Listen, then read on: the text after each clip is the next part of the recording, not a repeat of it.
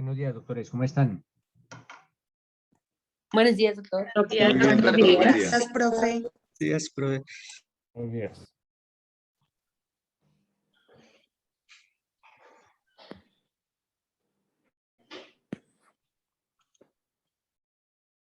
Bueno, mis doctores, ¿en qué tema fue que quedamos ayer? Estábamos en legítima defensa.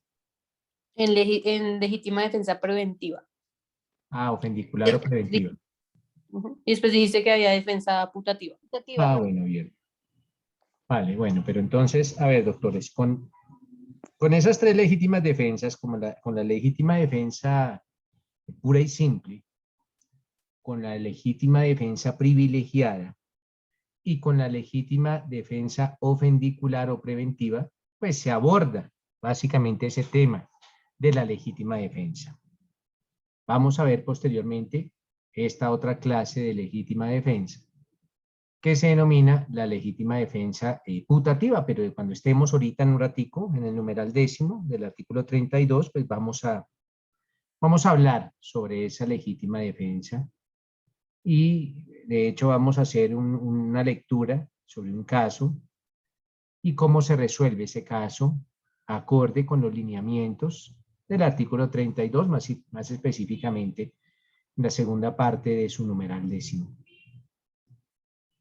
Por ahora, mis doctores, les digo que el numeral 7 del artículo 32 nos habla sobre el estado de necesidad. Ojo, estado de necesidad.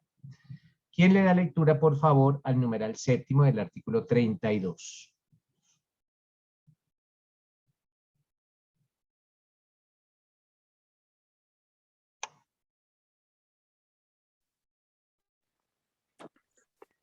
Si quieres yo, doctor.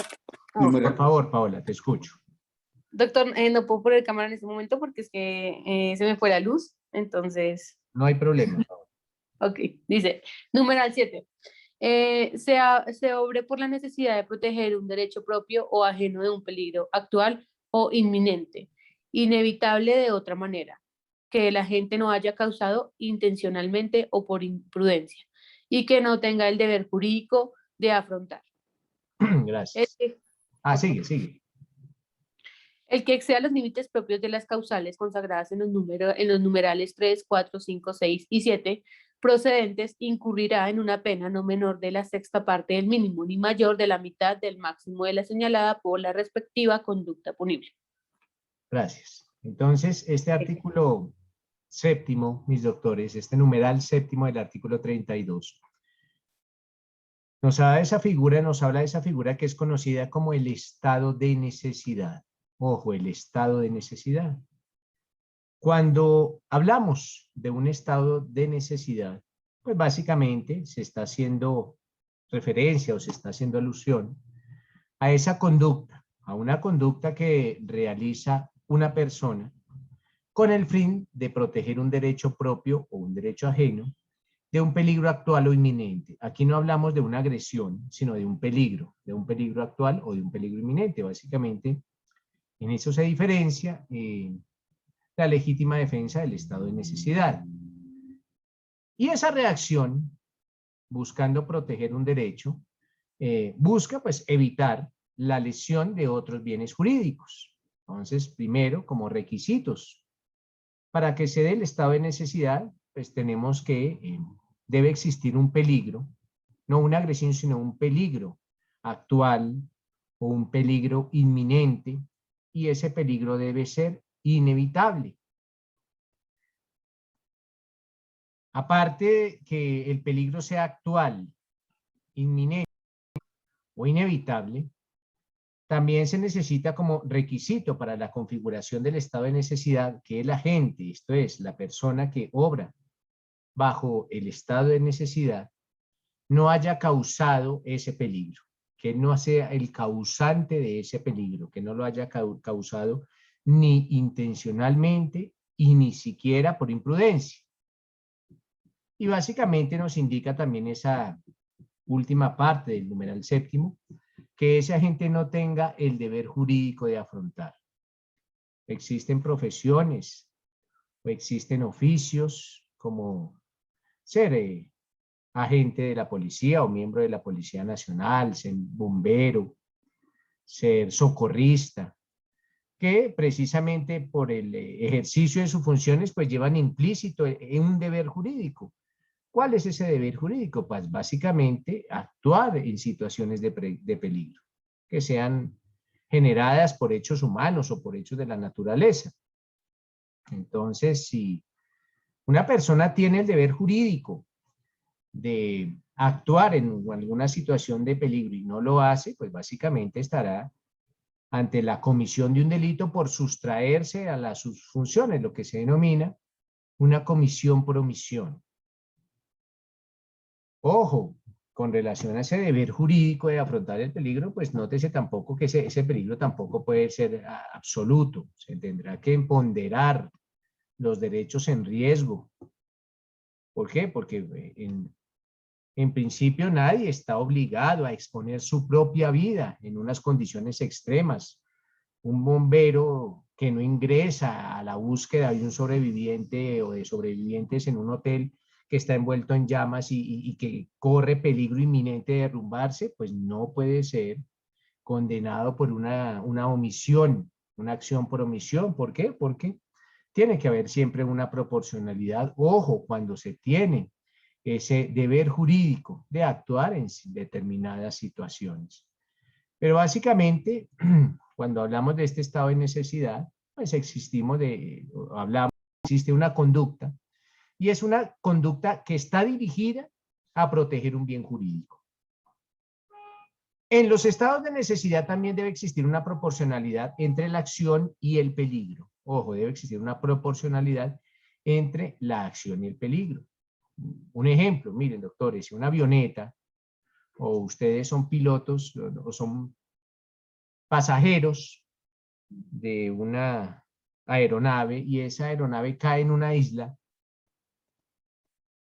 y ustedes logran sobrevivir al impacto, pero algunos de los demás pasajeros mueren, fallecen. Ustedes, al correr de los días, llevados por el hambre, deciden comer de esa carne de las personas que fallecieron. Básicamente, estamos ante un claro ejemplo de un estado de necesidad.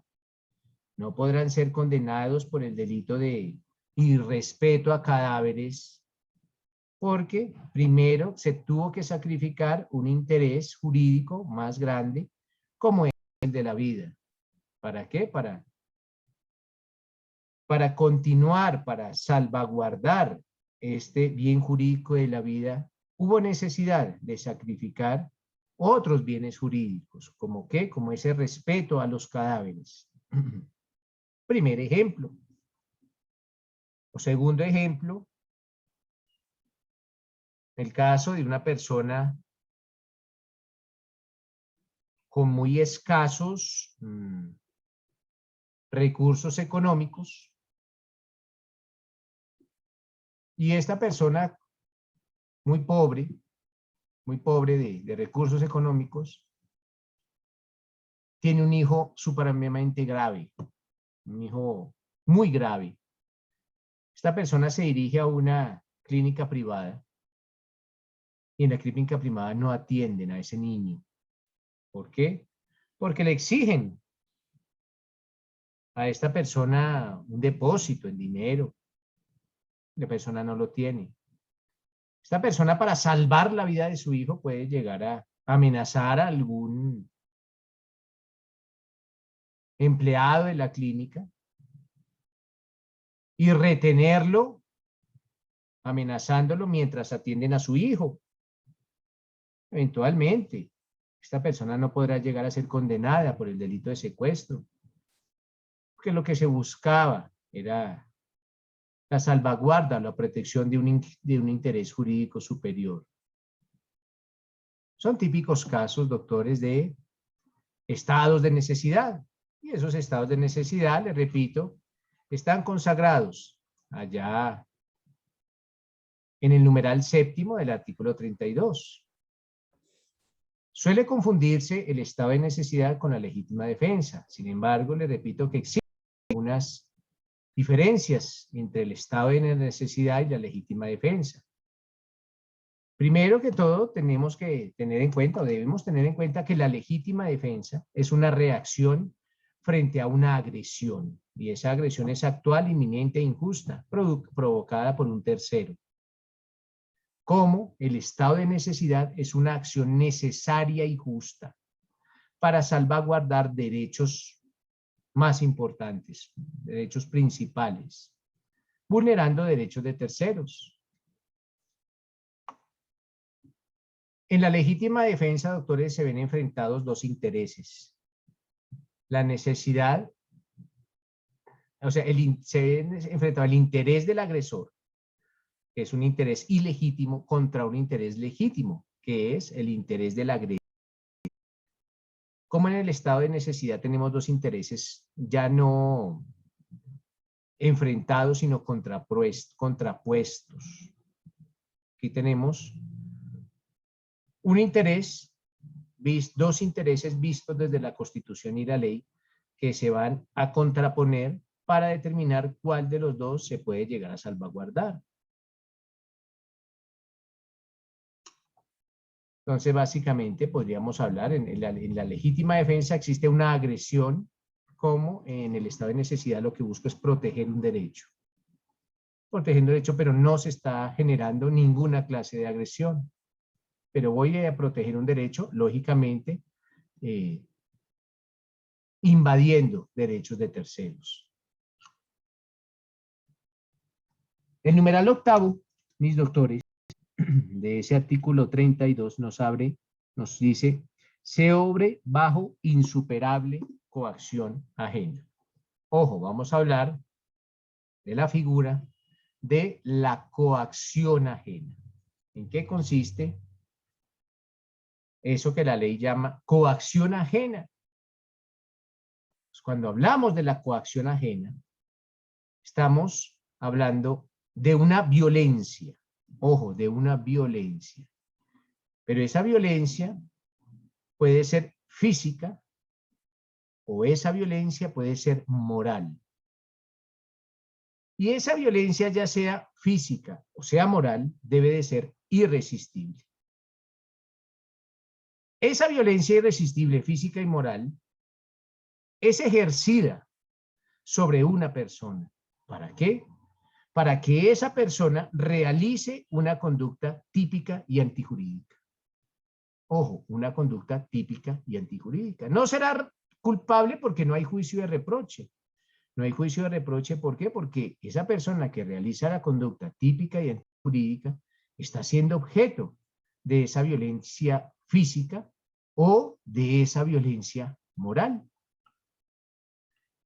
Cuando hable o cuando ustedes lean sobre violencia física, doctores, a esa violencia física también se le conoce como vis absoluta. Vis absoluta. Entonces, doctores, vis absoluta y violencia física son lo mismo. En ocasiones se utiliza, ya sea en la doctrina o la jurisprudencia, el término vis absoluta. Ojo, cuando hablo de vis absoluta, estamos hablando de fuerza física, de una fuerza física. Entonces es el empleo de la fuerza y de esa fuerza bruta, una fuerza bruta irresistible, que se ejerce sobre esa persona que realiza la conducta típica y antijurídica. Cuando hablo de violencia moral, a esa violencia moral también se le conoce como violencia psicológica. También a la violencia moral o psicológica se le llama vis compulsiva. Ojo, vis compulsiva. Entonces, vis absoluta, fuerza física. Y vis compulsiva, fuerza moral o psicológica. Fuerza moral, fuerza psicológica o vis compulsiva es lo mismo. Fuerza física o vis absoluta son lo mismo. Estamos hablando de sinónimos. Cuando hablo de violencia moral, pues básicamente esa persona a la cual se le ejerce esa violencia moral es obligada a actuar, ya sea por, por acción o por omisión, en contra de su voluntad, en contra de sus principios. ¿Por qué? Porque está bajo el influjo de una amenaza de ocasionar un mal grave. Y esa amenaza es irresistible. Y solo se puede conjugar o solo se puede neutralizar esa amenaza o superar esa amenaza mediante la realización de esa conducta que es típica y es antijurídica. Entonces, para que se presente la insuperable coacción ajena, se deben reunir varios requisitos. El primero de ellos es que efectivamente exista una coacción. Tiene que existir esa fuerza física o esa fuerza moral. Y esa fuerza física o esa fuerza moral debe ser irresistible. Irresistible por parte de un tercero. Aparte que se presente la fuerza física o la fuerza moral, debe de ser ella insuperable. La fuerza debe ser insuperable.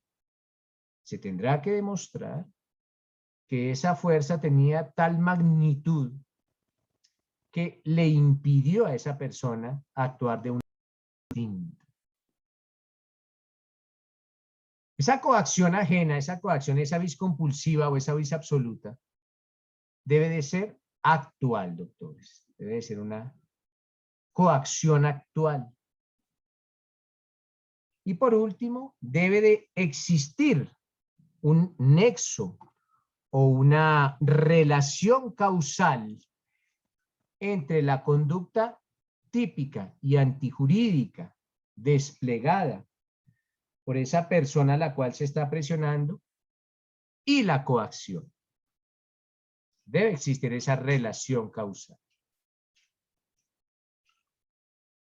Esto para hablar sobre la insuperable coacción ajena.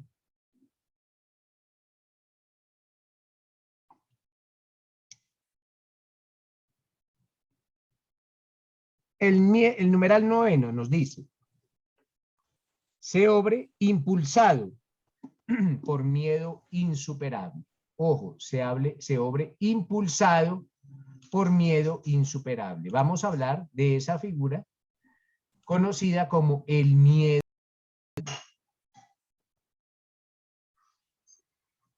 Cuando hablamos de miedo insuperable, doctores, básicamente lo primero que tenemos que entender es en qué consiste el miedo. ¿Qué es el miedo? ¿Qué opinan ustedes, doctores, sobre o qué definición o qué entendimiento o qué concepto tienen sobre la palabra miedo? Esto es, para ustedes, mis doctores, ¿en qué consiste el miedo? Los escucho. Juan Carlos.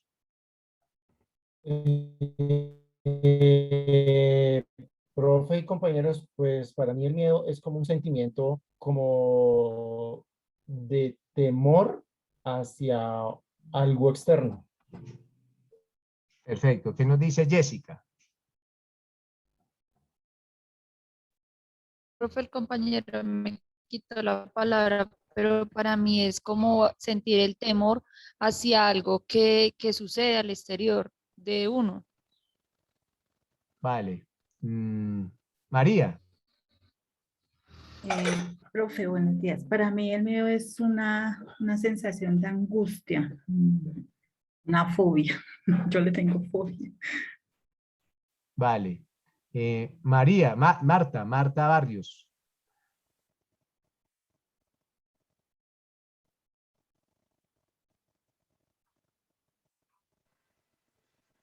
Bueno, Marta Barrios no puede. César Augusto Suárez. Profe, ¿es una sensación desagradable provocada por peligro o por algo que se llama, o puede ser también por la imaginación? ¿Peligro o por imaginación?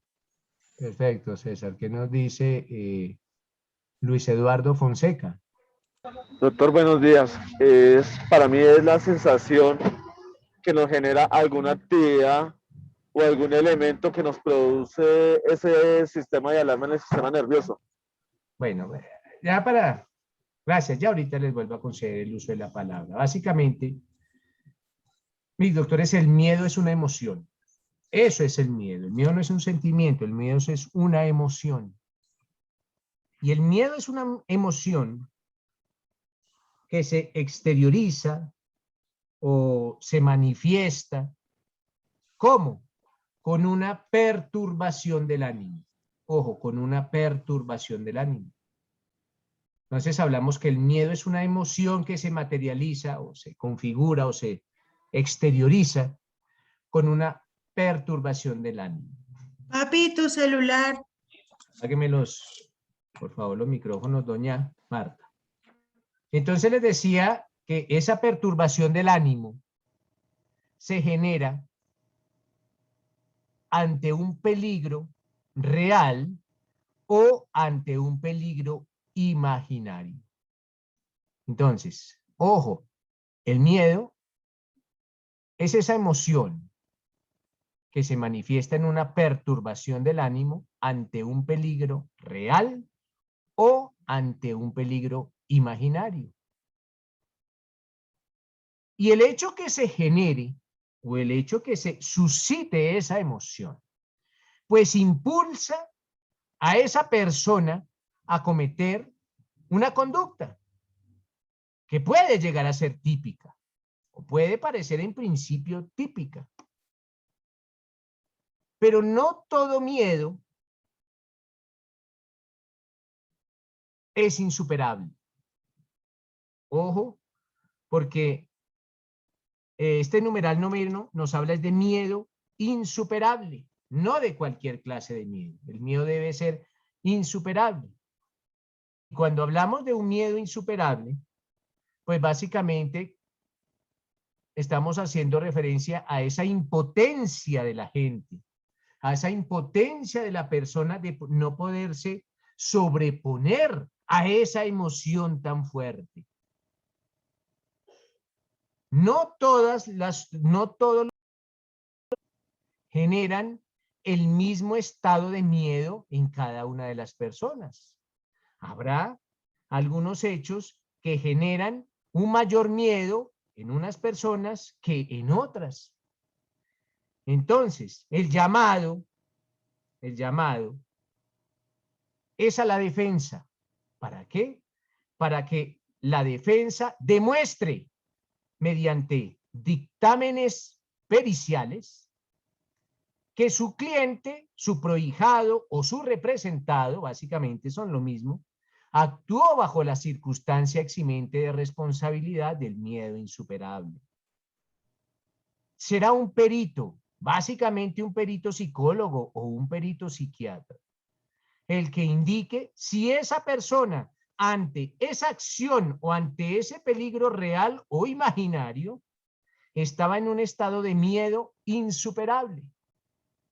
Entonces, la carga de probar recae sobre la defensa. Aquí la carga de probar ya no recae sobre la fiscalía.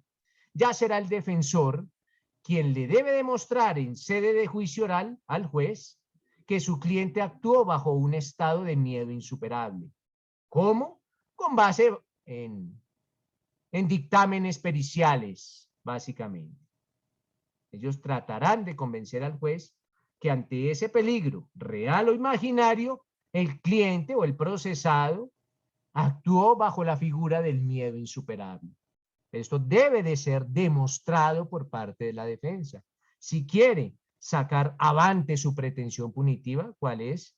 Que no exista ninguna condena. Ojo, cuando las personas actúen bajo cualquiera de las circunstancias consagradas en el artículo 32, no tendrán ninguna pena, salvo la segunda parte de ese numeral séptimo que nos habla sobre los excesos. Por allá sí nos leían que el que obre con exceso en los numerales, y nos hablaban del 3, 4, 5, 6 y 7, incurrirá en una pena. Cuando se hable del exceso del estado de necesidad o del estado de legítima defensa cuando haya un exceso en la legítima defensa o en los demás numerales allá consagrados. Pero en el miedo insuperable se tendrá que demostrar. Entonces, doctores, como requisitos para la existencia o ponemos para la materialización o para la configuración del miedo insuperable, como requisitos básicamente necesitamos primero la existencia del miedo, esto es que el miedo exista. Segundo, que ese miedo sea insuperable. Tercero, que existiendo miedo y existiendo la insuperabilidad del mismo, exista una necesidad inminente de actuar. Haya la necesidad de actuar. Entonces, básicamente, esos son los requisitos para la configuración del miedo insuperable. Sandra, te escucho. Hola, profe, buenos días. Yo tengo una pregunta, digamos que muy similar a lo del miedo insuperable, pero no sé si me pueda ir de la justicia penal y poner un caso de la penal militar. Sí, claro. En el Código Penal Militar hay un artículo, hay un delito que se llama cobardía. Y dice que el que por cobardía huya ante la presencia del enemigo, rebeldes o sediciosos, o no en el lugar de combate pudiendo hacerlo, incurrirá en prisión. Entonces, digamos que hay varias cobardías. Mi pregunta es, en la justicia penal militar, a ellos les piden, pues obviamente, ser miembros de la fuerza pública, estar en servicio activo y que el delito se relacione con el servicio. El legislador establece que hay un delito para los militares o para los miembros de la fuerza pública que se llama cobardía. Yo conocí un caso, bueno, leí algo sobre esa causal, no sé si se aplique. Anteriormente habían como esas tomas a las estaciones de policía y llegaban, me estoy inventando, no sé, 100 guerrilleros, no sé si eran 100 guerrilleros, me estoy inventando, y a la estación en la estación de policía habían escasos 9 policías.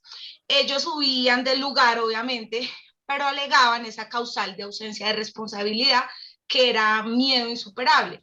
No sé si estoy así, digamos que dentro de lo que usted nos está explicando, ¿aplicaría también en la penal militar las mismas causales o estoy alejada de la No, pregunta? estas causales aplican no solo para la justicia ordinaria, sino también para la justicia penal militar.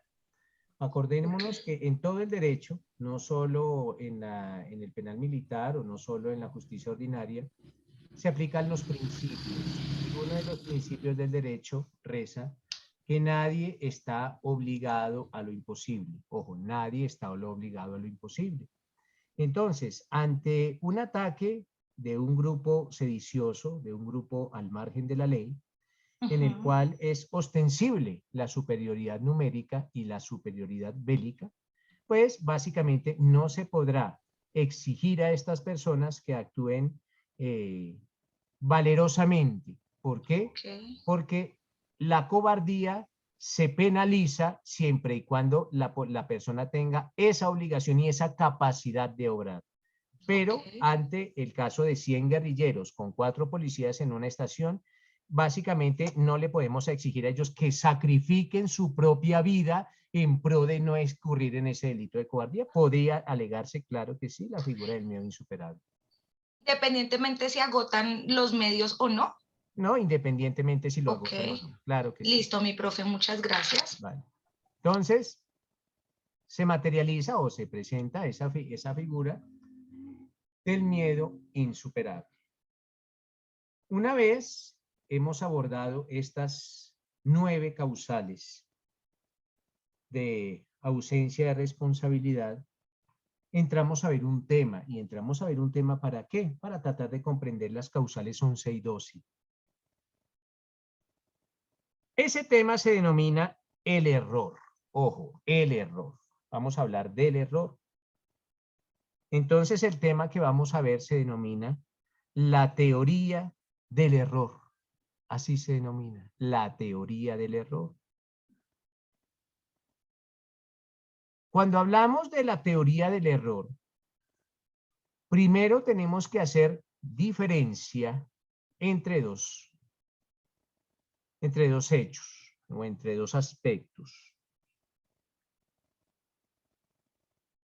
Una cosa es la ignorancia y otra cosa muy distinta es el error. No confundamos ignorancia con error. La ignorancia es esa falta de conocimiento. ¿Falta de conocimiento en qué? Falta de conocimiento en un arte, o en una profesión, o en un oficio, o en una materia, o en un tema, o en la ley.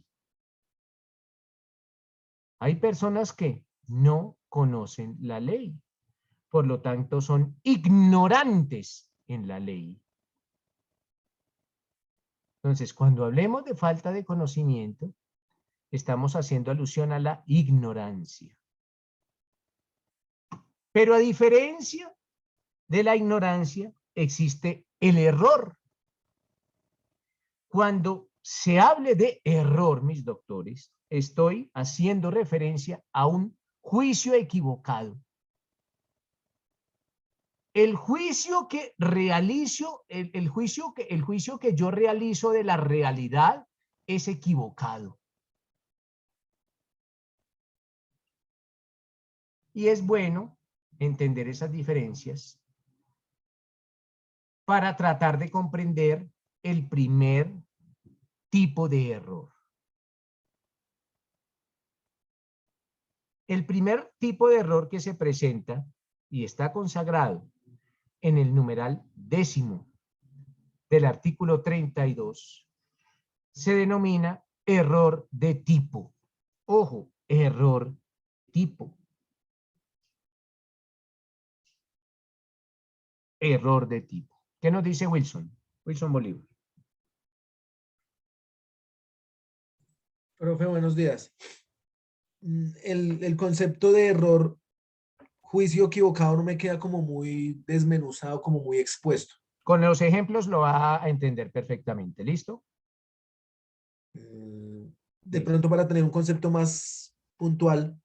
Pues que básicamente el concepto de error es ese juicio equivocado, es que el juicio equivocado o juicio falso de la realidad. O sea, un Básicamente, acto. esa es la definición de error. Juicio falso o juicio equivocado de la realidad. Juicio o un acto equivocado, ¿no? Sí, es un juicio, eso es lo que usted piensa de una realidad, pero usted piensa algo equivocado. Ah, ya. La realidad está ahí, Pensamiento. pero lo que usted piensa de la realidad es completamente falso o completamente equivocado. Entonces les decía Listo, que profe. el primer tipo, bueno, o la primera clase de error, para no redundar, la primera clase de error se denomina el error de tipo.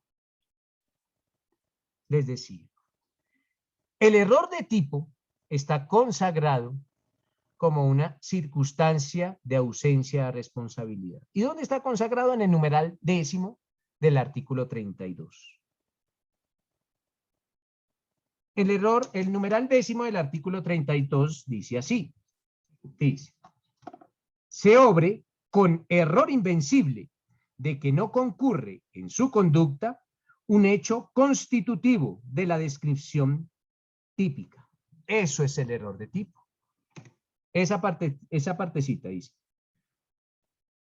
se obre con error invencible de que no concurre en su conducta un hecho constitutivo de la descripción típica.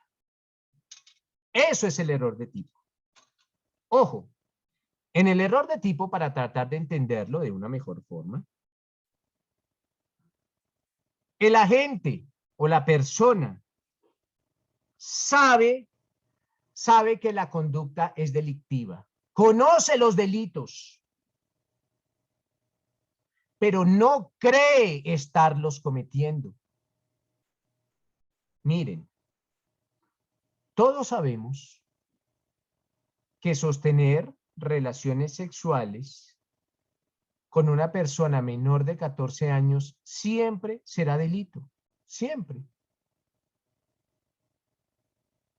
Pero imaginémonos un caso. Una persona la invitan a una fiesta, un hombre, un caballero, arriba a la fiesta, se encuentra en la fiesta, y allá en esa fiesta conoce a una dama, a una chica, a una niña. Pero esta dama, esta mujer, es una mujer voluptuosa, es una mujer desarrollada, muy desarrollada físicamente. Este caballero invita a bailar a esta dama y le pregunta su edad. La chica le dice que tiene 17 años. Él, dada la contextura física de esta mujer, le cree. Es una mujer, le repito, desarrollada físicamente, muy voluptuosa. Y esa misma noche, ellos sostienen relaciones sexuales. Tenemos claro. Bueno, y resulta que esta chica no tenía 17 años, tenía 13 años y 11 meses. Esa es la edad que contaba, pero dado su desarrollo corporal, pues no parecía una chica de 13 años, parecía de 17, tanto así que la gente le creyó. Entonces, la persona, esto es, el procesado, sabe que sostener relaciones con una persona de 13 años es delito, de menor de 14 años es delito, sí, pero él estaba en un error. Él estaba en un error. ¿Por qué?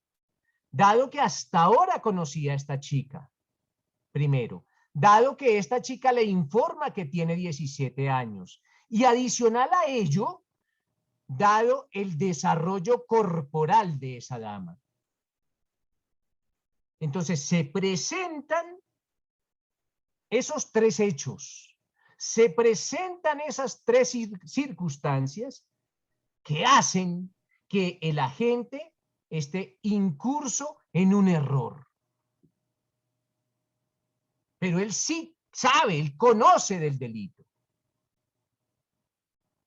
¿Quién de nosotros no sabe que matar es delito? Claro que matar es un delito. Y está consagrado allá para los que ustedes, que son penalistas, en los artículos 103 y siguientes del Código. Pero yo los invito a una labor de cacería. Nos vamos con nuestras armas a un bosque alejado, a un paraje solitario, con el objeto de realizar labores de cacería. Somos cazadores. Nos gusta la caza. Les repito, vamos al paraje solitario, al bosque, al paraje inhóspito, y allá tomamos dos rumbos distintos. De pronto yo escucho en los arbustos, en el ropaje, algunos disparo. Yo estoy de cacería, pero resulta que se trataba de una persona que se hallaba escondida en ese bosque. ¿Sé que matar es un delito? Claro que lo sé. Pero cuando yo actué, estaba convencido que estaba cometiendo ese delito. En eso consiste el error de tipo. La persona conoce de la existencia de la norma que prohíbe ese comportamiento, pero no cree, está convencido que no está cometiendo el delito. Está convencido que su actuar no constituye ese delito. Entonces, en los dos ejemplos, este caballero estaba convencido que sostenía relaciones sexuales con una chica de 16 o 17, pero resulta que él estaba en un error. La chica tenía 13 años. Podrá alegar el error de tipo. O el cazador que disparó y mató a una persona, pero él estaba convencido que estaba disparando sobre una presa de caza, no sobre una persona que se hallaba escondida en ese bosque. Sandra. Profe, qué pena de nuevo. Mi pregunta es que si podría caber esa causal de ausencia, o se podría aplicar, perdón, esa causal de ausencia de responsabilidad. Por ejemplo, si yo estoy siendo amenazada con un arma traumática sin ser perito en balística o sin conocer de pronto las características de un arma, asumo por error que esa arma es real y tengo un arma legal y me defiendo, digamos que alegando la legítima defensa, ¿podría aplicar ahí el error invencible o muy Netflix? No, no aplica el error invencible. No, el error de tipo, básicamente. No estamos hablando de error invencible, sino error de tipo. ¿Por qué? Pero el de prohibición, ¿sí? No, ninguno, ninguno. ¿No? Ok. ¿Por qué? Básicamente porque a una persona del común no se le puede exigir conocimientos de armas. Ok. Y yo no puedo, como una persona del común, no puedo esperar a cerciorarme si el arma es de fuego o el arma es de fogueo. Entonces hágame un favor, dispáreme primero a ver si el arma es de fuego o es de fogueo para poder defenderme. No, no le es exigible a los particulares conocimientos especiales en armamento. Ante una amenaza con un arma de fogueo, que de hecho las armas de fogueo son casi idénticas a las armas de fuego, se podrá alegar legítima defensa. Ok, ¿Por qué? Porque listo. no tengo la obligación de tener ese conocimiento. ¿Y si fuera un policía o un militar? Depende del arma, depende del arma. Si es un arma de palo, de pronto sí, pero cada caso es distinto. No, Y si fuera un depende- arma traumática. No, ¿por qué? Porque hay distintas clases de armas traumáticas. Tendremos que tener el arma traumática, se tendrá que llevar al juicio oral y allá Ajá. como evidencia demostrativa indicarse si esa arma traumática era fácil o no era fácil de detectar. Y si dadas las circunstancias de tiempo, modo y lugar, el experto en armas tuvo la posibilidad de detectar o no detectar el hierro. No todas las armas, cada caso es distinto y se tendrá que llevar el arma. Pero una pregunta, si él no pudo detectarla, ¿sería error invencible o igual sería legítima defensa? No, es legítima defensa. Ok, listo, gracias, profe. Wilson. Profe, en el caso de, ahí digamos, en un pasaje comercial, la gente grita ladrón, ladrón, y cogen a la persona que no es y lo linchan, digámoslo así, o le causan heridas y todo eso. Ese es un caso de ausencia de responsabilidad. No, Wilson, ¿por qué? Porque las personas no están en la obligación de linchar a los delincuentes. Eso no existe ningún derecho para la ciudadanía de linchar a los delincuentes. Eso es tomar la justicia por mano propia y se podrá eventualmente materializar o unas lesiones personales. Y como saben que lo necesitan, entonces hay gente que reacciona, entonces va y paga rápido. Cierreme los micrófonos, por favor.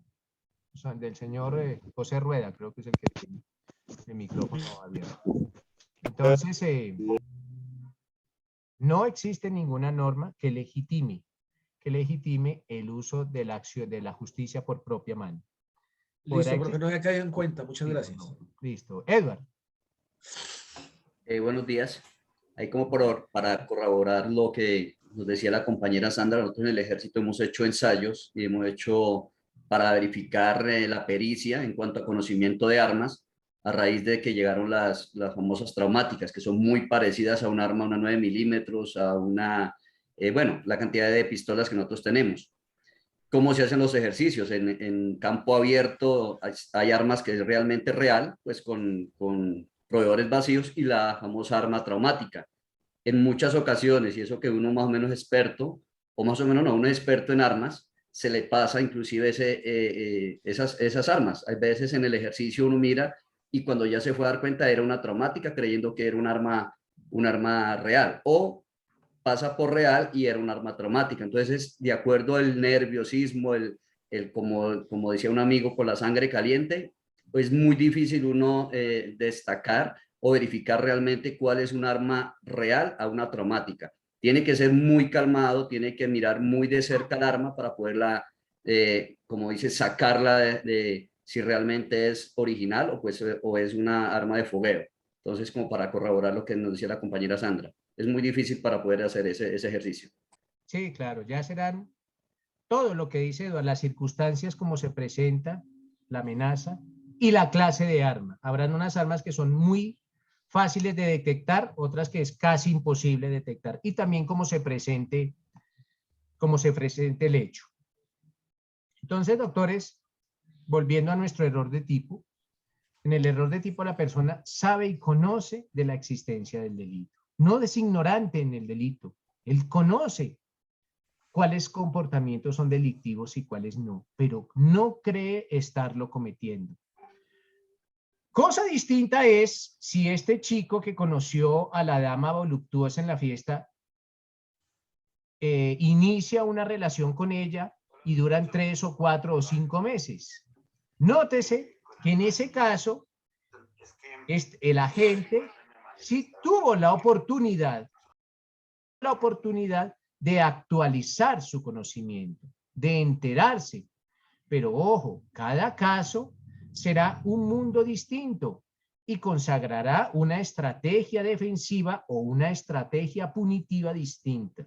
Acuérdense que lo que busca la fiscalía es condenar, lo que busca la defensa es defender. Uno tendrá una estrategia punitiva y la otra parte tendrá una estrategia defensiva.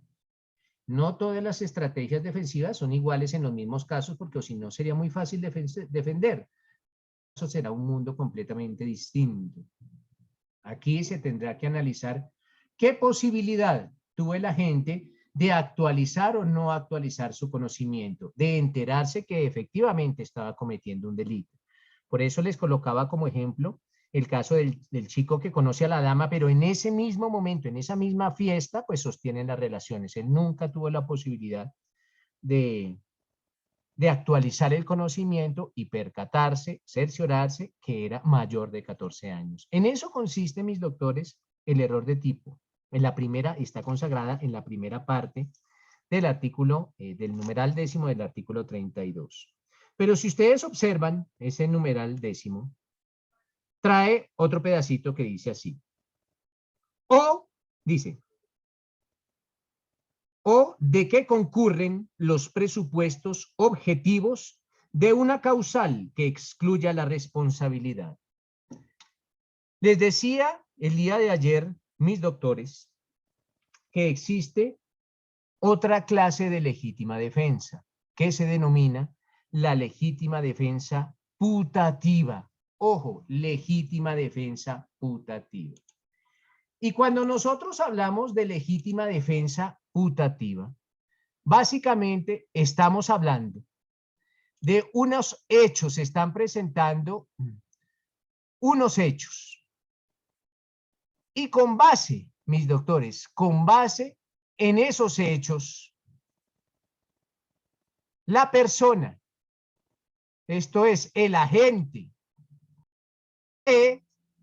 cree que está ante un peligro, pero ese peligro no existe. El peligro no existe. Entonces, podemos hablar sobre la legítima defensa putativa lo siguiente. El autor de la conducta supone falsamente, ojo, supone falsamente que se encuentra en una situación de legítima defensa. Él comete un error acerca de qué, de las circunstancias de la agresión. Él se imagina que está en legítima defensa. ¿Por qué? Porque él allá en su mente cree que existe un peligro inminente, que lo van a atacar o que lo están atacando. Pero eso solo está en la imaginación del autor, en la imaginación de la gente.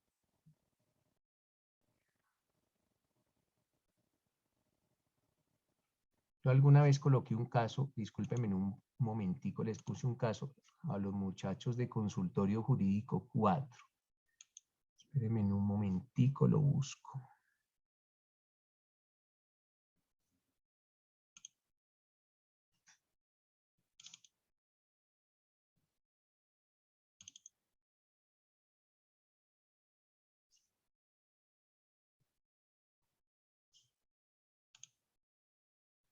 Miren este caso. Este caso fue un examen que coloqué Ojo, esto es de consultorio jurídico 4, es la última materia que ven de derecho penal antes de graduarse. Ya. Alguien, por favor, que le dé lectura a este caso. Yo, profe. Oh. Bueno, espéreme, yo digo quién. Dara. Dara, pero vocalizado y bien leído, por favor, Dara. A ver. Sí, señor. Se probó y demostró en grado de certeza. Más lento porque ellos necesitamos comprender el caso. Bueno, se probó y demostró en grado de certeza que para el mes de septiembre de 2020, en una vereda del municipio de Insa, Cauca, una organización criminal viene de secuestro extorsivo de las personas más prestantes económicamente. Un día, 1 de enero de 2021, uno de los más reconocidos y pudientes ganaderos de la región, llamado Nacho Vidal, se disponía a visitar a sus padres residentes en otra vereda cercana. De un momento a otro, advierte en la carretera a 6 personas armadas en aptitud sospechosa, situación que le generó algo de miedo, al considerarlos parte del grupo en mención, llevándolo a desenfundar su arma de uso personal y legitimado legalmente para portarla, disparando y matando a 4 de ellos y dejando heridos a los 2 restantes. Comprobándose posteriormente que las víctimas eran personas honestas que perseguían un tigre que para esos días azotaba la región, atacando por igual a habitantes y semovientes para alimentarse. Es de anotar que el mismo Nacho Vidal llamó a la Policía Nacional, manifestando lo ocurrido y poniéndose a disposición, por lo cual es llevado al fiscal de turno correspondiente, quien procedió de conformidad. Al fiscal le fueron llevados todos los informes desarrollados por la Policía Judicial que atendió la escena, entre ellos los dictámenes periciales de balística, donde se estableció que las armas de las víctimas eran escopetas hechizas, aptas e idóneas para disparar. El examen médico legal practicado a Nacho Vidal, donde consta que no presentaba lesiones corporales que ameritaran incapacidad médico-legal. Balísticamente, durante la necropsia se estableció que los disparos recibidos por las víctimas fueron a larga distancia. Entonces, doctores, ese es un típico caso de legítima defensa putativa. Este es el examen final de los de décimo. Y como la mayoría de alumnos tiene una filosofía, no solo de la universidad donde ustedes estudian, sino de la mayoría de universidades, es clase vista, clase olvidada.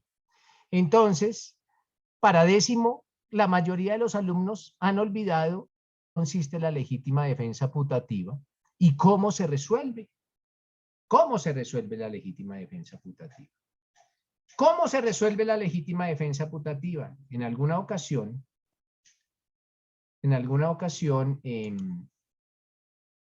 yo hice un pequeño artículo para un diario jurídico sobre la legítima defensa putativa. ¿Por qué? Porque por error en técnica legislativa la legítima defensa putativa no debe estar consagrada en el numeral 10 del artículo 32, sino en el numeral 11, porque es una especie de error de prohibición, se denomina error de prohibición indirecto para los doctrinantes.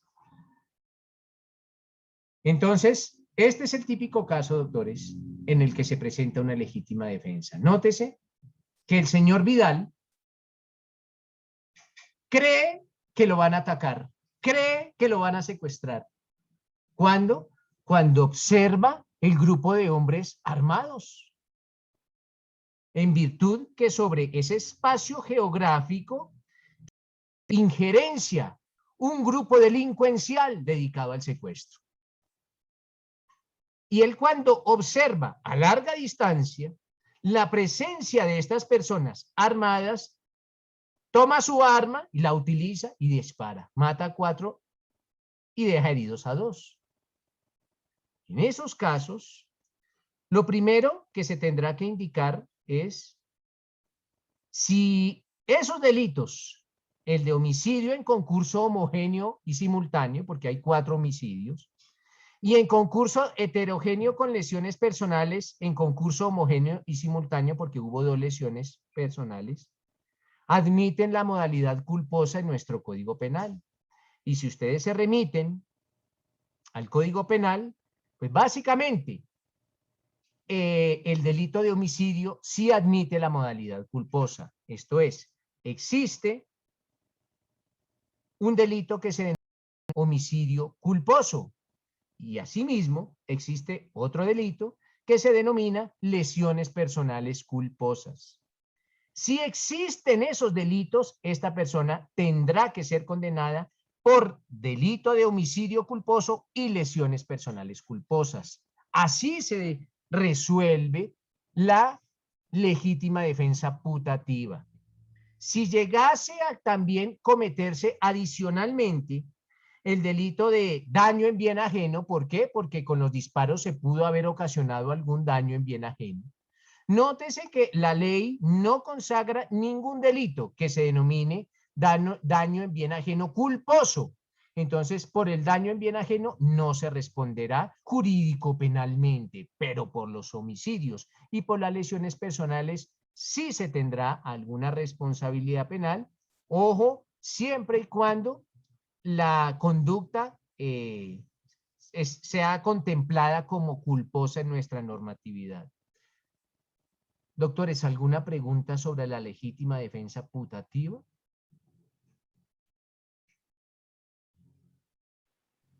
María.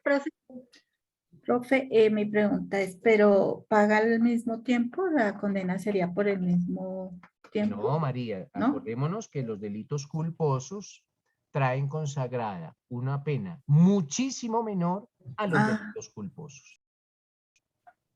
Entonces la pena es muchísimo menor a los delitos culposos. El artículo, espérenme en un momento, busco el artículo.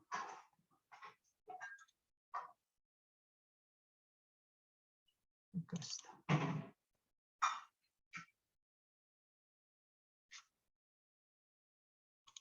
Voy a tratar de compartirles el artículo. Wiltoria, pregúntame mientras trato de compartir el Buenos días. archivo. Buenos días. Profe, en este caso, pues la defensa putativa pues no es una defensa en sí, sino que, o sea, uno no se puede defender. Uno como abogado, pues ahí ya no podría hacer nada, porque eso solo fue imaginario de la persona y sí o sí tiene que pagar la pena que se le imponga, ¿no? Por eso, Wiltoria se denomina legítima defensa putativa, porque no es una legítima defensa, pero va a tener una pena menor. Claro que sí, por eso les digo que la pena va a ser la pena correspondiente al delito culposo. Ojo, al delito culposo. Y aquí el homicidio sí admite la modalidad culposa. Ojo, sí admite la modalidad culposa, entonces se tendrá que condenar a esta persona por el delito culposo, no por el delito doloso. ¿Listo, Wiltoria? Vale, listo. Un momento, doctores. A ver.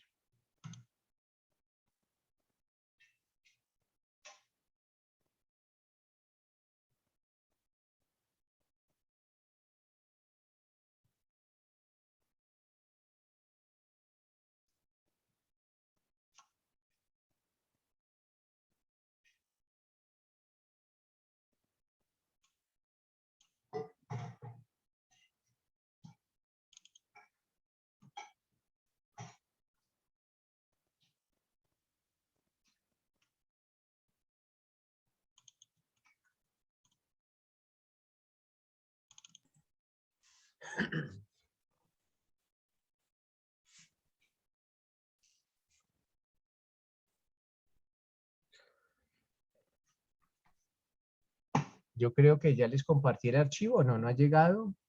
No. No, señor. No, doctor.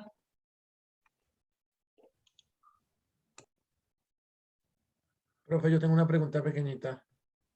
Ahora sí, todavía no. No. No. No, señor. Cuénteme. Mientras tanto, cuénteme. Su merced me dice que en el caso de que puso ahí de la persona y los cazadores, si el tipo cuando dispara cometió un daño en una casa y me Sí. dice que no se castiga o se No, no entabla tiene otro, ninguna pena. pero no se puede entablar otro tipo de proceso civil o algo así, ¿no? Ah, sí, pero eso ya será para los civilistas. Para nosotros los penalistas, la responsabilidad penal no aplica. ¿Por qué? Porque el daño en bien ajeno no admite la modalidad culposa. No existe ningún delito que se denomine daño en bien ajeno culposo. Los civilistas iniciarán por allá sus procesos de responsabilidad civil extracontractual, pero en lo que atiende al derecho penal no existe ninguna responsabilidad. Y es que esa es la pregunta y tengo una duda desde siempre, doctor. No sé si su merced me la puede responder. O sea, una persona que comete un delito penal y se le puede inculcar un delito civil al mismo tiempo, es cuando hacen No, un es que doble demanda. la palabra delito solo atiende a lo penal, ¿no? Sí. No Y, atiende a lo civil. digamos, en los casos de los accidentes de tránsito y eso, En los accidentes de tránsito se podrá iniciar una acción civil y adicionalmente una acción penal. listo, listo, gracias. Es que el documento, mira, alguna vez yo escribí algo sobre la legítima defensa putativa y el documento es un poco largo. Me dijeron, escriba sobre la defensa putativa y pues escribí 10 hojas al respecto. Es bueno. ¿Es posible que nos regale ese documento, profe? Qué Sí, pena. pues eso es lo que estoy tratando de hacer. Gracias. Estoy tratando de compartirles este documento, pero no me deja. Entonces igual lo voy a enviar al chat del grupo, bueno, y a la plataforma. Pero en este documento, pues básicamente se indica cómo se resuelve técnico-jurídicamente la figura de la legítima defensa putativa. Esto es, cuando ustedes estén ante ya como fiscales, como defensores o como jueces y se enfrenten ante un caso de legítima defensa putativa, cómo tienen que abordar ese caso y qué técnicas tienen que desplegar para tratar de demostrar, lógicamente, que la persona actuó bajo la figura de la legítima defensa putativa. Aquí también les recuerdo que la carga de la prueba se invierte. A ustedes no lo han visto todavía, esto lo verán en su sexto semestre, si no estoy mal. En derecho penal, la obligación, ojo, la obligación de probar recae en la Fiscalía General de la Nación, pero eso no es siempre. En ocasiones, ya la obligación de probar recae sobre la defensa. Por ejemplo, si ustedes quieren demostrar que su cliente es un inimputable, así tendrán que probárselo al juez. No tendrá la fiscalía que hacerlo, sino ustedes como defensa, demostrar que su cliente es inimputable. Un primer caso. Segundo, si ustedes desean demostrar que su cliente actuó con legítima defensa, esto es, haciendo el uso de la legítima defensa, así se lo tendrán que demostrar al juez. Entonces, la carga de la prueba, en este caso, recae sobre la defensa. Lo mismo, si desean demostrar que su cliente actuó legítima defensa putativa o con un error de tipo, también serán los defensores los encargados y los llamados a demostrarle al señor juez que se materializa o que se configura cualquiera de esas circunstancias. ¿Qué nos dice Pilar? Profe, si bueno, no le presto la cámara porque Tranquilo. no estoy. Profe, es que ayer nos invitaron a una clínica de la Universidad de Derecho. Ahí nos dieron un link excelente, profe, de acuerdos con la Fiscalía. Algo con lo que profe nos está refiriendo ahorita, de que la carga de la prueba también lo hace tanto la Fiscalía como el abogado defensor. Y que tienen que demostrarse las pruebas, todas las pruebas. Ayer estuvimos en esa conferencia, profe, y muy buena, me pareció, y ella de penal. Muy bien, profe, Bueno, gracias. muy bien. No, y ese tema es apasionante, los preacuerdos y negociaciones, y es bueno que estudien la evolución jurisprudencial de los preacuerdos o las negociaciones. ¿Por qué? Porque en lo que atañe a preacuerdos y negociaciones, la actualidad es completamente distinta a lo que está consagrado en el código. Si ustedes toman el código y estudian preacuerdos y negociaciones, y lo aplican en un caso hipotético, fallan. ¿Por qué? Porque tienen que aplicar la jurisprudencia. Después de una sentencia, de la sentencia que ustedes conocieron como el caso del carrusel de la contratación, a partir del carrusel de la contratación, la jurisprudencia sobre preacuerdos y negociaciones sufrió un cambio enorme, enorme, y todavía no ha sido modificada la ley. Lo mismo cuando ustedes analicen, y esto ¿por qué? Porque yo sé que algunos de ustedes van a tomar el camino del derecho penal, cuando analicen delitos como el tráfico, fabricación o porte de sustancias alucinógenas, el 376, si no estoy mal, es el delito el 376 o 376, si no estoy mal. Es el deporte de droga, básicamente. Ese delito ha sido reformado completamente por la jurisprudencia, y si ustedes compran un código, allá no están todas las reformas que a ese artículo le ha hecho la jurisprudencia. Y bueno, infinidad de casos, pero es bueno estar desactualizado jurisprudencialmente. Wilson. No, Wiltoria. Creo que está Wiltoria, la mano Profe, levantada. una pregunta es acerca del error de tipo. En este caso, cuando usted puso el ejemplo de que si por lo menos él no sabía y pues esa misma noche pues tuvo relaciones con la señora, ¿él debe pagar esa pena también? Pero es que mira, Wiltoria, él está en error de tipo. Él está en error de tipo, y por eso el error de tipo está consagrado en el numeral 10º del artículo 32.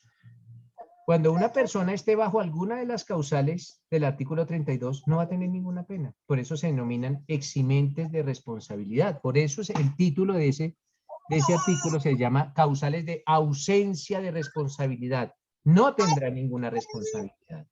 O sea, la única que sí tendría sería la defensa putativa, que está incluida en ese artículo, ¿sí? Sí, la defensa putativa, sí. Ah, vale. Por lo listo. que tú dices. Nótese que nunca hubo agresión, pero él se la imaginó. Pero en el error de tipo no hay ninguna pena, absolutamente ninguna. ¿Por qué? Porque él estaba en error. Y acuérdate, Victoria, que él debió también analizar, tenemos que analizar en el caso, si él pudo actualizar su conocimiento o no. Si él pudo actualizar el conocimiento, no estará en ningún error de tipo. Entonces ahí sí se le Ahí pondría sí la tendría la pena. pena. No se materializa, no se configura o no se estructura. Profe, Vale, listo, profe, mil a gracias. eso de la prueba es lo que se llama el supuesto fáctico. No, el supuesto fáctico son los hechos, los hechos jurídicamente relevantes. ¿Qué fue lo que pasó? Venga, les vengo un ejemplo de un supuesto fáctico. Les voy a dar ya un ejemplo de un supuesto fáctico. A ver. Y esto es bueno que lo vayan conociendo de una vez. A ver.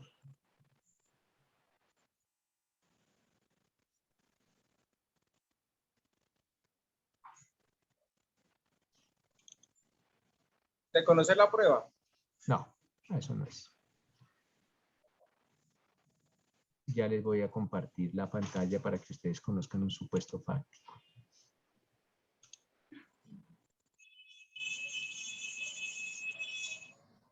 ¿Qué dice acá, mis doctores? Los hechos. Léamelos, Pilar. Ay, profe, no. Léalos. Los hechos yo, María del Carmen. Bueno, María, le escucho. ¿Qué pasó aquí? Los hechos demostrados en juicio oral, soportados en las pruebas practicadas, se presentaron a inicios de noviembre del 2014 en la ciudad de Bogotá, cuando Andrés Steven Rojas Hernández, padre de la menor Angie. No, ¿de la qué? ¿Padre de la qué? De la otra. De la otrora. Otrora, perdón, de la otrora menor Angie Lizeth Rojas Aldana, en repetidas oportunidades le introdujo su lengua y el dedo vía vaginal, como también le realizó tocamientos libidinosos en la cola, vagina y senos, aprovechando las ocasiones en que la niña visitaba a su padre, ya que no convivía con este. Dichos eventos se llevaron a cabo en su mayoría en la casa de la abuela paterna, en donde vivía el procesado, y con posterioridad en otro inmueble en donde vivía independientemente. En esto, doctores, ustedes tienen que practicarme lectura. Ustedes leen excesivamente mal, y un abogado que lea mal está en la olla. Miren, doctores, eso es un supuesto fáctico, César Augusto. Eso es un supuesto fáctico. Pues yo lo escribo así, esta es una sentencia que yo saqué. Yo lo escribo así, otros ponen acá supuesto fáctico, u otras personas ponen sinopsis fáctica.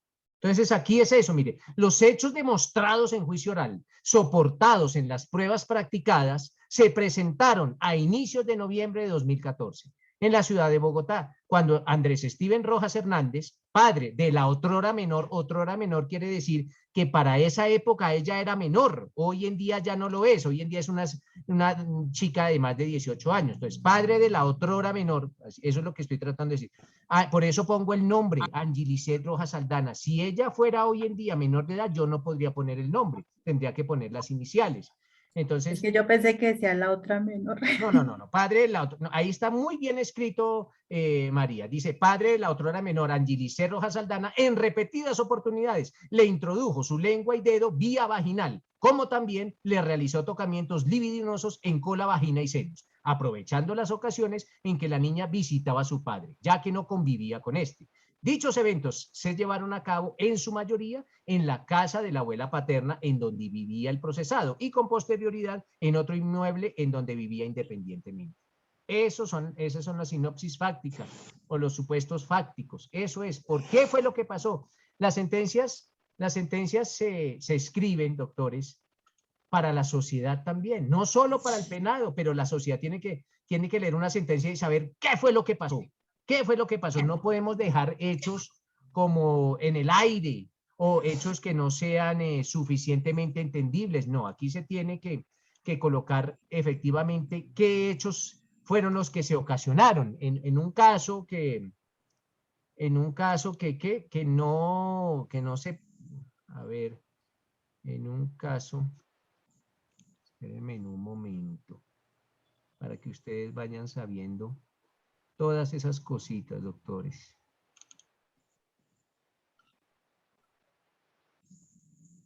Miren, en este caso les voy a compartir. Después les muestro cómo terminaron esos casos.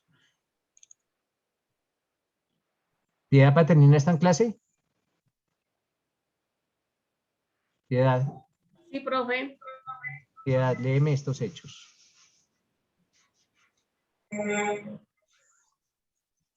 Los hechos demostrados en juicio oral, soportados en las pruebas practicadas, se presentaron el 3 de noviembre de 2019 hacia las 12:30 horas aproximadamente, en unas canchas de fútbol ubicadas en la calle 192, número 979 de esta ciudad capital, lugar al que acude el menor.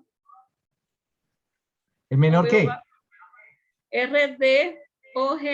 Ahora, entonces, ahí dice, se omite identificar al menor por respeto a su dignidad y a su derecho a un nombre de acuerdo con la Declaración de los Derechos del Niño y el acatamiento a los principios fundamentales de justicia para las víctimas de delitos y abusos de poder, pues establecido por la Asamblea General de la ONU en la resolución 4034 del 29 de noviembre del 85, al contemplar que los procedimientos judiciales y administrativos deben adoptar medidas para evitar nuevamente su victimización en concordancia también con lo normado en los artículos 47, numeral 8, 192 y 193, numeral 7 de la Ley 1098 del 2006, Código de la Infancia y Adolescencia, y los artículos 15 y 44 de la Constitución Política. Aquí ustedes tienen que probar del por qué el juez está haciendo eso. Entonces, ¿qué pasó? Ustedes, porque ustedes son unos chismosos. ¿Qué pasó cuando el menor arribó a esas canchas de fútbol? Siga, Piedad. De 12 años de edad, en compañía de su progenitora Luz Estela Guatame Ortega y de su abuela Erika Nancy Ortega, con el fin de jugar un partido de dicho deporte. Como quiera que hacía bastante sol, la progenitora del le sugiere que se sentara en unas bancas en donde había sombra, lugar en donde se encontraba José Efraín Beltrán Durán, quien entabla conversación con el menor, haciéndole preguntas sobre el equipo en que jugaba, acercándose bastante al niño y tocando. Se nos fue Piedad. ¿Quién sigue leyendo? Y tocándole su pene. Sí. Siga. Y tocándole su pene y sus testículos por encima de la ropa, ante la cual el menor se asusta y se dirige al lugar donde se ¿Al encontraba lugar su en madre. dónde? Al lugar en donde se encontraba su madre para contarle lo sucedido, razón por la cual ponen en conocimiento de la situación al administrador y celaduría del parque, quienes no dejan huir al procesado y llaman a la policía, quien acude posteriormente al lugar y efectúa el procedimiento de captura. Eso fue lo que pasó en ese caso. Entonces, miren, esta es una sentencia. Se habla algo sobre el delito, se habla sobre las pruebas, se habla sobre los alegatos, qué pasó en todo ese proceso. La sentencia es un trabajo intelectivo, es un trabajo intelectual. Tiene que indicarse en toda la sentencia qué fue lo que pasó y por qué. Tiene que dársele respuesta a lo que dijo el abogado defensor, porque no estuve de acuerdo. La pena, esto lo vamos a ver mañana, la dosificación de la pena, esto lo vamos a ver mañana, cómo se dosifican las penas, por qué se le niegan todos los mecanismos sustitutivos, Sí. esto es prisión domiciliaria y el 63 que los vamos a ver. Sí, Y al eso final, está bien, mi compadre. ciérrenme los micrófonos, por favor. mañana, venga. ¿Quién tiene el micrófono prendido? Por favor que lo cierre. Y al final se resuelve. Hombre, bien, gracias a Dios, mi hermanito. Todo bien, gracias a Dios. ¿Quién es el que está aquí interrumpiendo la clase? No, estoy acá en Bogotá, mi hermano. Estoy acá en Bogotá. Sí. Señorita Marta. Marta. deja siempre el- Hermano. Marta. Todo sigue igual. Marta Urica. Ya. Entonces al final. Yo me vine el 22, compadre. Ah, qué falta de respeto.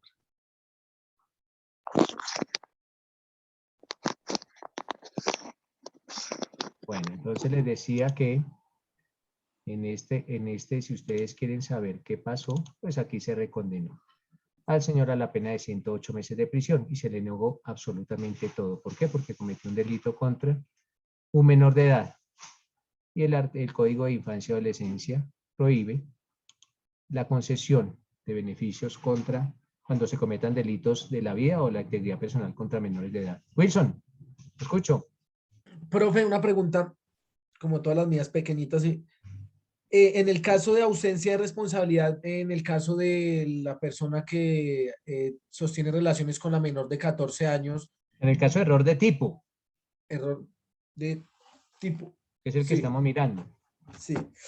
En el caso de que están en la fiscalía, o sea, ellos solamente imputan o ellos también lo pueden, digamos, exonerar ahí.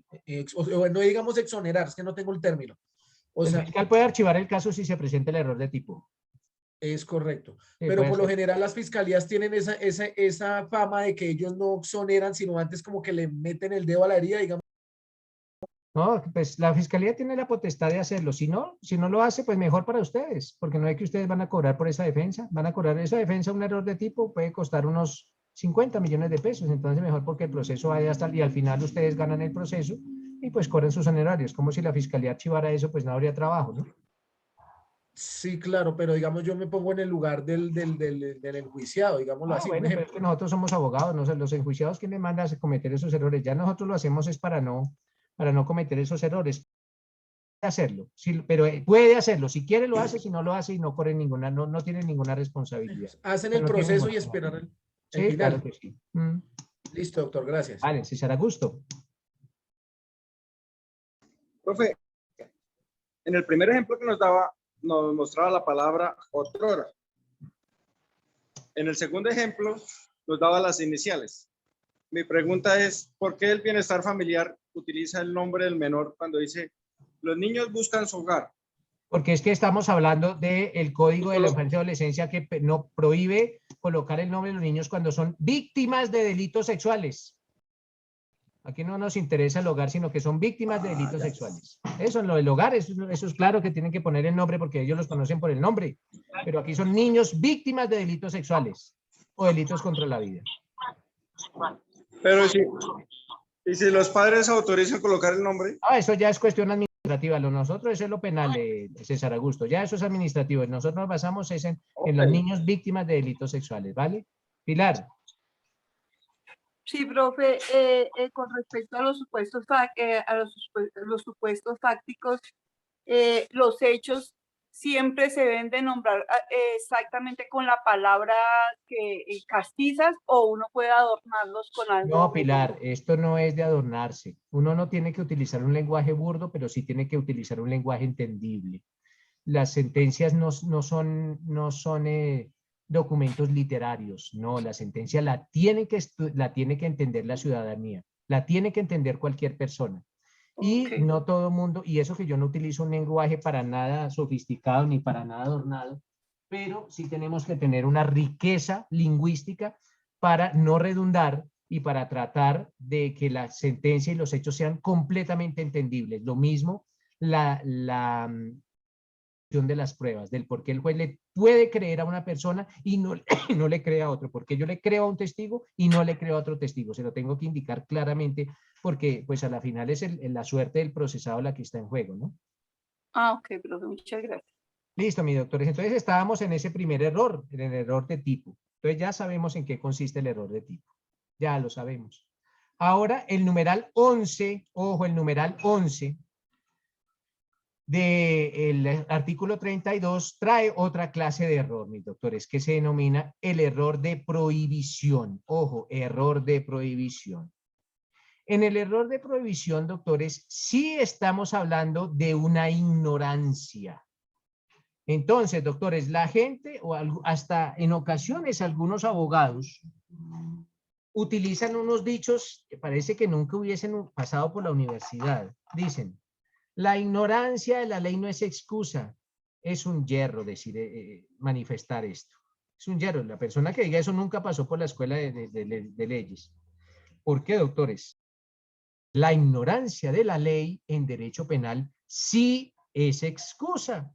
Y tan excusa es que está normatizada, está consagrada como un error en el numeral 10 del artículo 32 del Código Penal.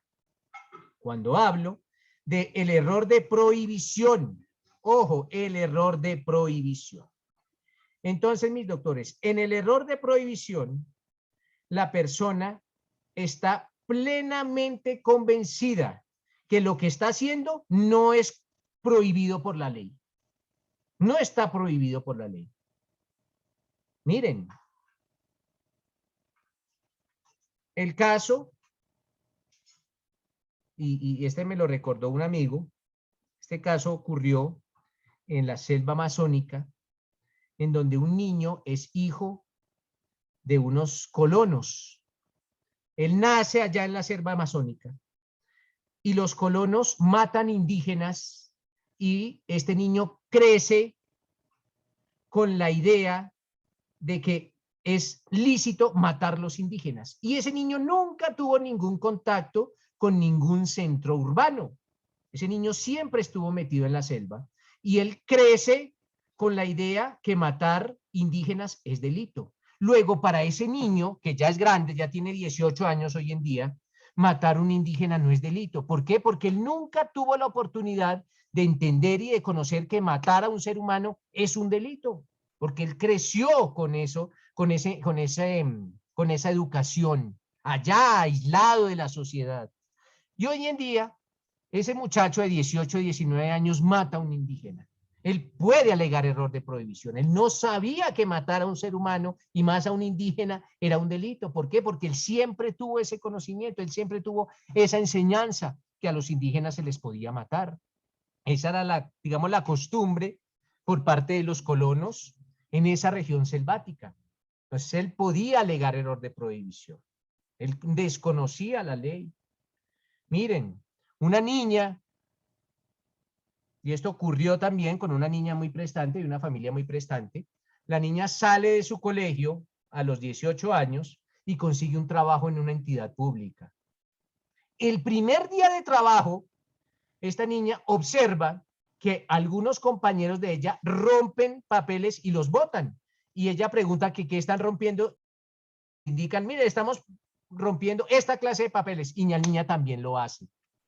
Resulta que esos papeles eran públicos. A ella le imputan el delito de destrucción de documento público.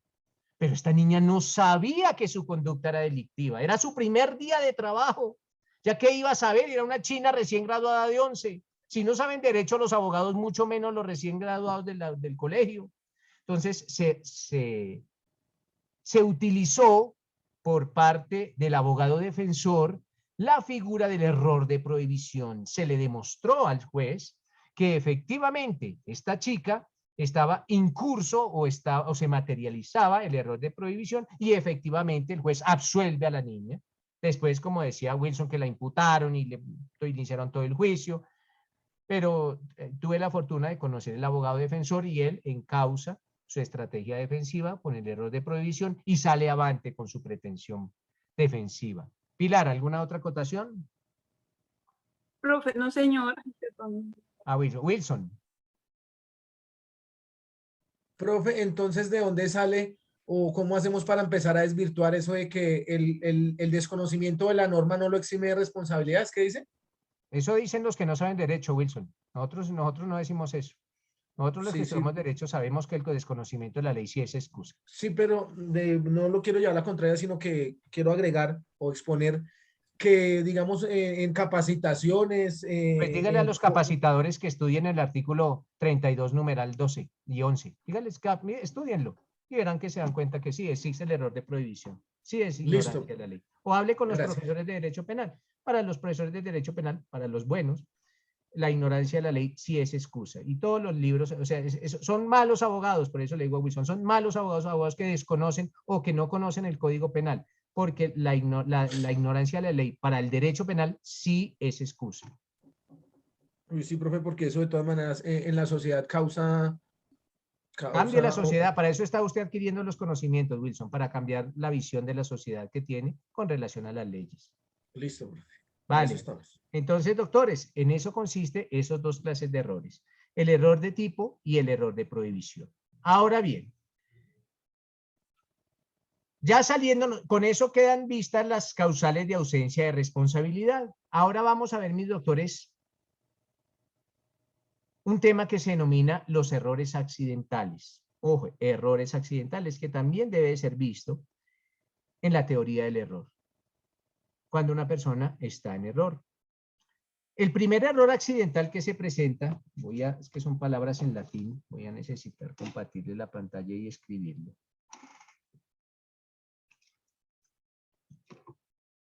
A ver.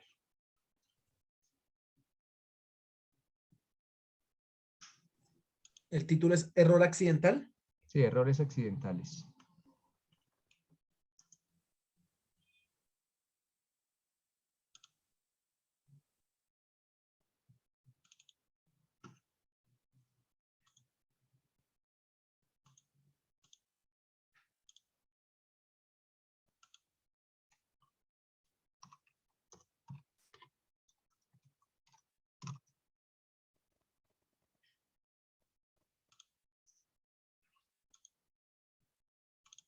Bueno, cuando hablamos de errores accidentales, mis doctores, vamos a hablar de una primera forma de error accidental que se denomina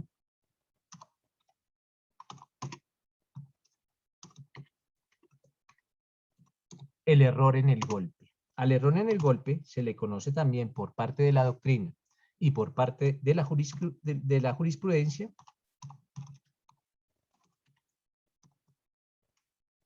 como la aberratio ictus. Entonces, mis doctores, cuando yo hable de aberratio ictus o de error en el golpe, estoy haciendo alusión a exactamente lo mismo. ¿Y cuándo se presenta la aberratio ictus o error en el golpe? Cuando la persona, el agente, quiere producir un resultado, quiere cometer un delito, pero el resultado recae sobre otra persona, dada la íntima relación que existe entre el actuar y el resultado. Esa es la explicación de la aberratio ictus. Lo entendemos mejor con un ejemplo.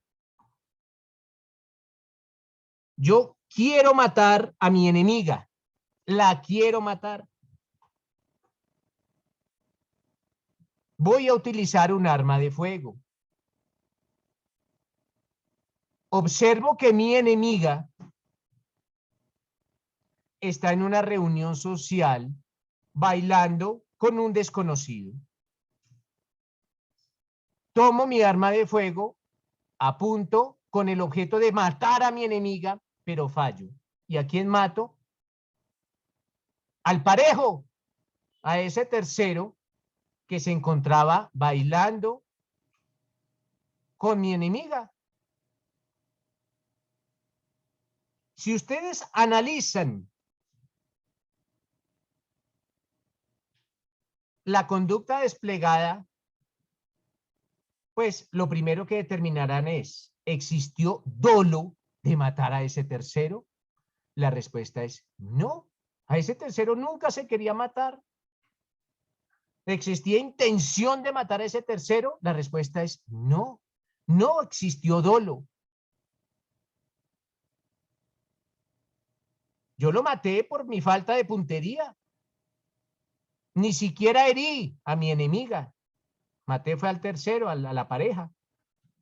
¿Cómo se resuelve este primer caso de error accidental o de aberratio ictus? Se resuelve con base en la figura que vimos anteriormente, en clases anteriores, que se denomina el dolo eventual. Estaba dentro del campo de las posibilidades y estaba dentro del campo de las probabilidades, de las posibilidades o probabilidades que eventualmente muriere un tercero. Entonces, en ese caso, se resuelve utilizando dos figuras que ustedes ya conocen, como lo son el dolo eventual y el concurso de delitos. En este caso, hablaremos de dos delitos. Hablaremos del homicidio doloso bajo la modalidad de dolo eventual con relación a la pareja y de la tentativa de homicidio con relación a mi enemiga. Aquí hubo dos delitos.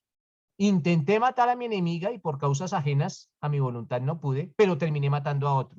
Entonces habrá un dolo eventual.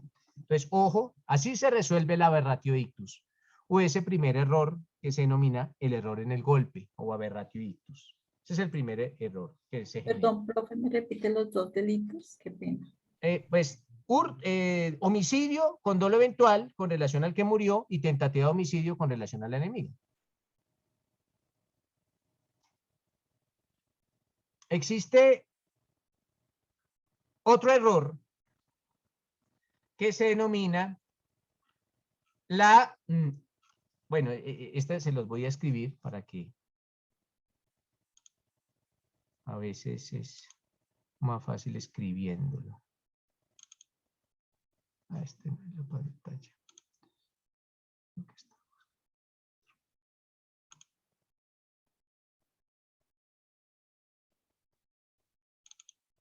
Aquí está. El segundo se denomina la aberratio delicti. Así se denomina, la aberratio delicti. Cuando se habla de aberratio delicti, mis doctores, básicamente, este error se presenta cuando el agente, esto es, la persona que comete el delito, está convencida, ojo, convencida de que está haciendo blanco en la víctima, pero existe una equivocación con relación a ella. Miren un ejemplo. La esposa manda a matar a su marido y va a utilizar un sicario. Esto no pasa en la vida real, le repito, pero puede llegar a suceder. ¿Por qué? Porque tiene un amante o tiene un seguro o qué sé yo. Le indica al sicario, le dice, mire, señor sicario, mi esposo mide 1,60, de tez trigueña, tiene barba, usa gafas, es cojo y tiene una cicatriz en el pómulo derecho. Él trabaja en el edificio Avianca y suele salir todos los días a las 10 de la mañana a tomar un tinto. Esas son las características que le indica la dama al sicario. El sicario se instala a la entrada del edificio y efectivamente a las 10 de la mañana ve salir una persona con características similares, le dispara y lo mata. Con tan mala suerte que ese no era el marido, ese era otro que se parecía al marido. Era parecido. Entonces se presenta la aberratio delicti. La pregunta es, ¿el sicario tenía el dolo de matar a ese tercero? La respuesta es no. A ese tercero no. Pero se presenta, también se resuelve con base en la utilización del dolo eventual. Estaba dentro del margen de las posibilidades que el sicario se equivocara con relación a la víctima. Y responderá básicamente por el homicidio agravado, con base en el numeral 4 del artículo 104, homicidio agravado bajo la modalidad del dolo eventual, porque se presenta esa figura del error de la aberratio delicti. Y pues la esposa como determinadora del homicidio. Esas son las dos clases de errores, mis doctores, los errores accidentales, la aberratio ictus y la aberratio delicti. Y también les indico cómo se resuelven en la vida práctica. Doctores, para mañana, 2 artículos memorizados, 60 y 61. Ojo, 60 y 61 para mañana, memorizados. Porque vamos a empezar con la dosificación de la pena. En eso nos vamos a gastar 2 días, en dosificación de la pena. Bueno, 2 días en el mejor de los escenarios. Ojalá alcancemos a evacuar en 2 días. 60 y 61 para evacuarlo, para que quede visto, porque ese es un tema fundamentalísimo y todavía no lo hemos visto. Muchas gracias por su asistencia, doctores. Un feliz resto de día y nos vemos mañana. Gracias, profe. Gracias, profe. Gracias, doctor. Feliz tarde. Hasta luego, profe. Gracias, doctor. Gracias, doctor. Gracias, doctor. Llámale, doctor.